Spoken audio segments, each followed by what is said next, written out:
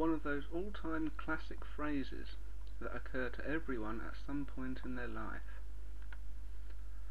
A phrase which has become so cliché that it is even considered more of a douchebag chat-up line than a genuine question of inquiry. Do I know you? For that moment when you chance upon someone you haven't seen for years, but for some reason they are still logged in your memory. Do I know you? I had a genuine reason to use this line today. I was in a restaurant when suddenly, standing next to me, was someone I not only was instantly attracted to, but someone I immediately knew I had met before, and that there must be some reason for this sense of instant attraction. It wasn't like suddenly seeing Angelina Jolie in a bathing suit on a beach and thinking, hubba hubba hubba, or like suddenly seeing Brad Pitt in his Achilles clothes walk onto the treadmill next to you at the gymnasium and thinking, I'm going to have to be here till you leave now. No, the reason here was an emotional connection, an emotional history. How could I tell? Because neither of us said a single word to each other. It was one of those incredibly awkward moments. We both instantly recognized each other, but neither chose to speak. But it was still blatantly obvious that both of us had either wanted to speak or felt that they should say something. For some strange, unexplainable reason, the situation's natural etiquette demanded that neither of us speak. In the space of a 5-second meeting of eyes and bodies, we shared a sense of misplaced friendship, uncomfortable guilt, 3 or 4 sharp memories, and an overwhelming sense of lost love. These emotions may not have been shared by both parties equally, but there were the emotional currents barring us from verbal contact in the situation for which we found each other.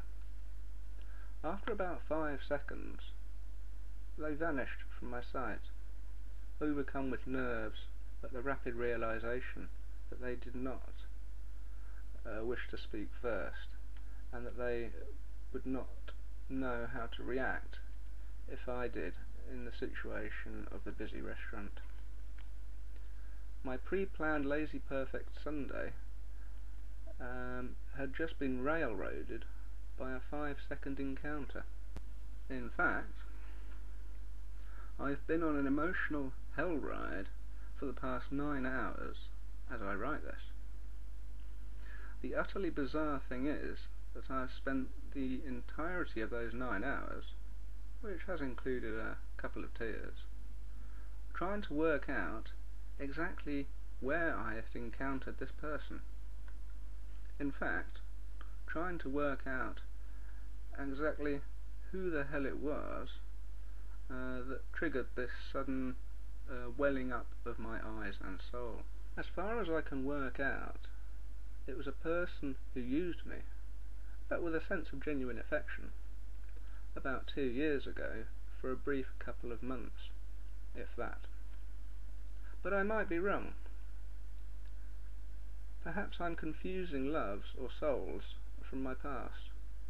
Perhaps I've never met them before in my life. But then why the emotional currents filling the ambience? They definitely acted like a typical lost love. They acted as I probably would have acted, and vice versa, in the same situation. It was definitely someone with a past bond, which will make them think about me and me them long after the encounter, and possibly affect both of our actions for the whole entire following day, maybe even week, and possibly life. How unpredictable life can be, and how utterly irritating. Either lost love number 52 or imaginary lost love number 1, causing a top 10 lost love emotional reaction in me. One of those diabolical situations when the only phrase that could possibly help would have been, "Do I know you?" But in a situation where the most impossible and disastrous of phrases would also have been, "Do I know you?" And why do I keep losing loves to the mists of time and space? Perhaps I should go and join the Foreign Legion, or become a hermit with an all-engrossing hobby. Or perhaps I should just go and open a restaurant in Casablanca. What emotional train wreck am I going to walk into tomorrow? Who knows? All I know is I once again am sadly missing someone to whom I should be married to by now.